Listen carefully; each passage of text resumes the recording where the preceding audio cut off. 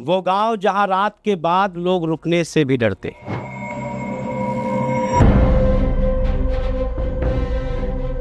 क्या होगा अगर मैं आपसे कहूं कि भारत में एक ऐसी जगह है जहां सूरज ढलते ही सन्नाटा भी डराने लगता है, जहां सैकड़ों घर आज भी खड़े लेकिन उनमें रहने वाला एक भी इंसान नहीं।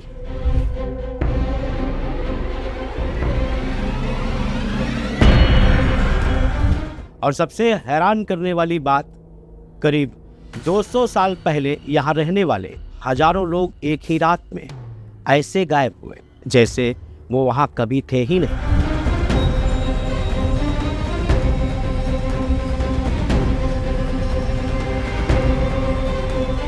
जब रात होती है और रेगिस्तान की हवा इन टूटी हुई दीवारों से टकराती है तो ऐसा लगता है मानो ये खंडहर आज भी किसी अधूरी कहानी को अपने भीतर छिपाए बैठे हो।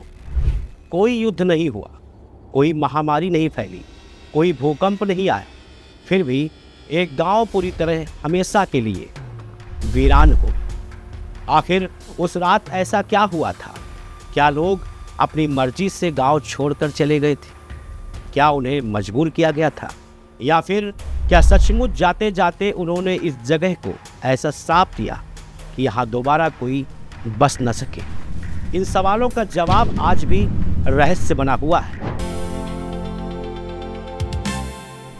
ये कहानी है राजस्थान के जैसलमेर से लगभग 18 किलोमीटर दूर स्थित कुलधरा गांव की, जिसे भारत के सबसे रहस्यमयी और चर्चित वीरान गांव में गिना जाता है। आज जब आप कुलधरा में प्रवेश करते हैं तो सबसे पहले नजर आती है पत्थरों से बने टूटे हुए मकान, बिना छत की दीवारें, वीरान गलियां और चारों तरफ फैला हुआ सन्नाटा।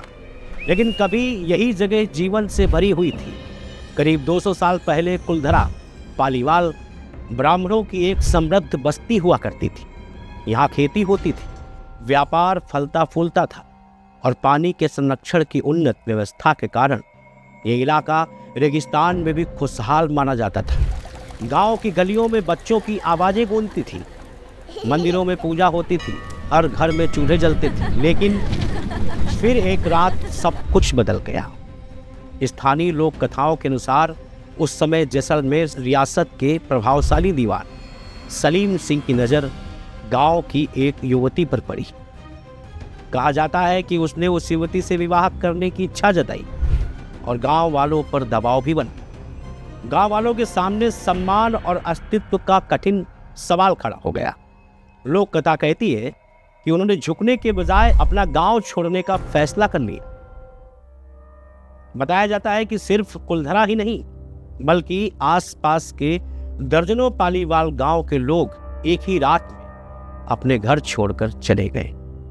अगली सुबह जब लोग वहां पहुंचे तो क्या देखते हैं? चूल्हे बुझ चुके थे, दरवाजे खुले थे, लेकिन पूरा गांव खाली पड़ा। इतिहास में इस घटना का उल्लेख मिलता है कि पालीवाल ब्राह्मणों ने किसी समय इस क्षेत्र को छोड़ा था, लेकिन उनके अचानक पलायन के पीछे क्या एक ही कारण था? इस पर इतिहासकारों की अलग अलग राय भी है। लोक कथाओं में यह भी कहा जाता है कि गांव छोड़ते समय लोगों ने कथित तौर पर कुलधरा को साफ दिया कि यहाँ दोबारा कोई स्थायी रूप से बस नहीं पाएगा।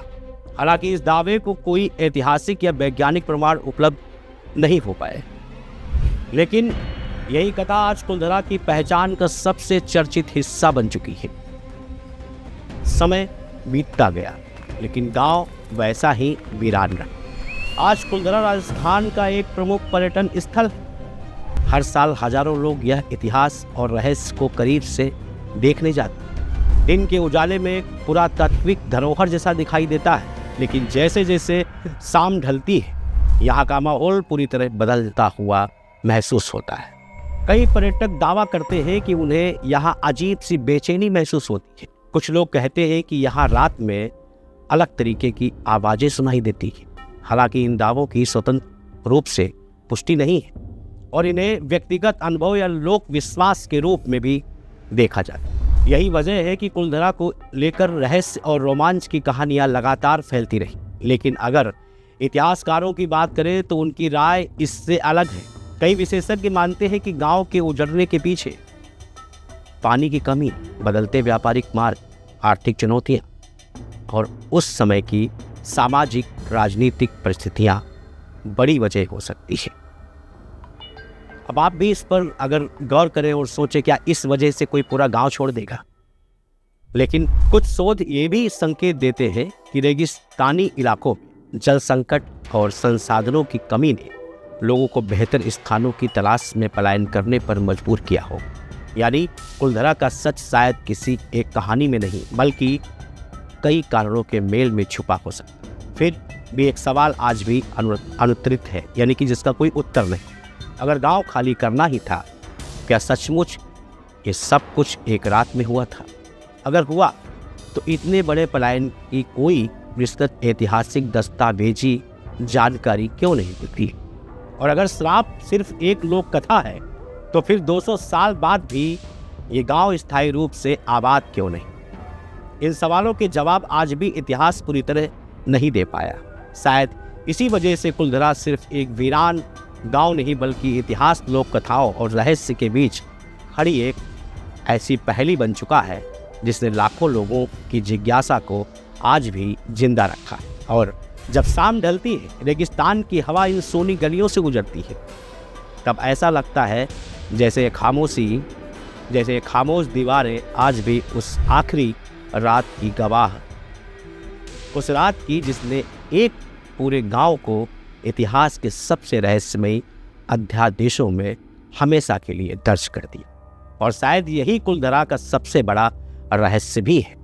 यहाँ की टूटी हुई दीवारें, वीरान गलियाँ और सदियों से खामोश पड़े ये मकान आज भी किसी अनकही कहानी को अपने भीतर समेटे हुए।